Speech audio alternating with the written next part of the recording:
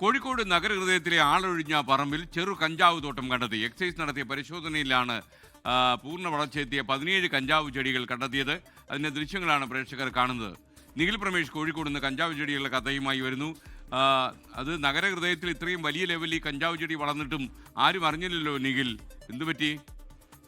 Good morning. അത് തന്നെയാണ് ഏറ്റവും വലിയ കൗതുകവും. ഏതാണ്ട് ഒരാൾ വലുപ്പത്തിലുള്ള വിളവെടുപ്പിന് പാകമായ വിധത്തിലുള്ള ഈ കഞ്ചാവ് ചെടികളാണ് എക്സൈസ് സംഘം പിടിച്ചെടുക്കുന്ന സാഹചര്യം ഉണ്ടായത്.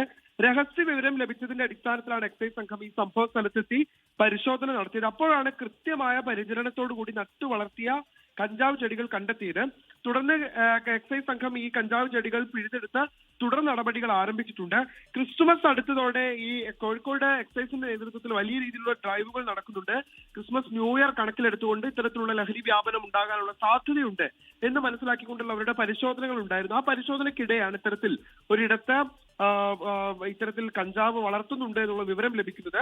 എക്സൈസ് റേഞ്ച് ഇൻസ്പെക്ടർ പ്രഹ്ലാദന്റെ നേതൃത്വത്തിലുള്ള സംഘമാണ് ഇത് കണ്ടെടുത്തിട്ടുള്ളത്. എന്തായാലും ആരാണിത് നട്ടു വളർത്തിയത്, ഇത് പരിപാലിപ്പിക്കുന്നത് തുടങ്ങിയ കാര്യങ്ങളൊക്കെ എക്സൈസ് സംഘം ഇപ്പോൾ അന്വേഷിക്കുന്നുണ്ട്. അവർക്കെതിരെ നടപടി ഉണ്ടാകുമെന്നാണ് എക്സൈസ് അറിയിക്കുന്നത്.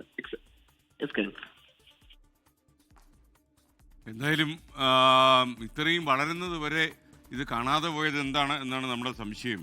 ഇങ്ങനെ ചെടികളെ, കഞ്ചാവ് ചെടികളൊക്കെ നട്ടുവളർന്ന പല വിദ്വാൻമാരും കേരളത്തിലുണ്ട്. അപ്പൊ എക്സൈസ് ഒന്ന് കണ്ണുവെച്ചേക്കുക. ലോകത്തെവിടെയായാലും ഏത് സമയത്തും 24 വാർത്തകളും ഓഗ്മെന്റഡ് റിയാലിറ്റി പാക്കേജുകളും എക്സ്പ്ലെയിനറുകളും വിശദമായി കാണാൻ ഞങ്ങളുടെ യൂട്യൂബ് ചാനൽ നിങ്ങൾക്ക് സബ്സ്ക്രൈബ് ചെയ്യാം.